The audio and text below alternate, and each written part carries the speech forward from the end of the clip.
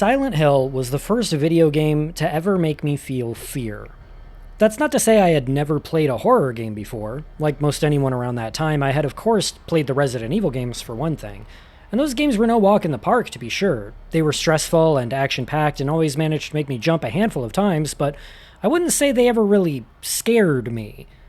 Silent Hill, though, that game scared me.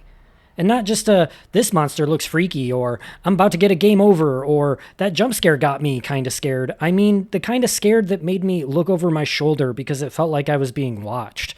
The kinda scared that had me taking a break at every save point because I only had enough nerve to play for a couple minutes at a time. The kind of scared where I didn't even realize how long I've been holding my breath. Silent Hill made me feel unsafe. Not my character, me. The longer I played this game, the more I felt like I was in real danger.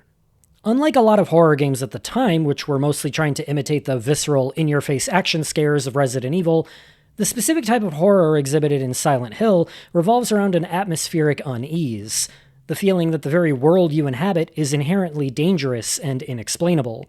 You never get a chance to relax because you feel like nowhere and nothing is safe. Silent Hill does an impeccable job presenting a horror setting that doesn't feel arbitrary. On the contrary, it feels like the very source of the horror itself, effectively turning the quaint tourist town of Silent Hill into a character in and of itself. The first two Resident Evil games were set in locations that largely felt like backdrops, while the zombies and monsters provided the actual scares. I feel like you could set those games anywhere, and the overall feeling would remain mostly the same. But with Silent Hill, the setting itself is the very cause of the tension.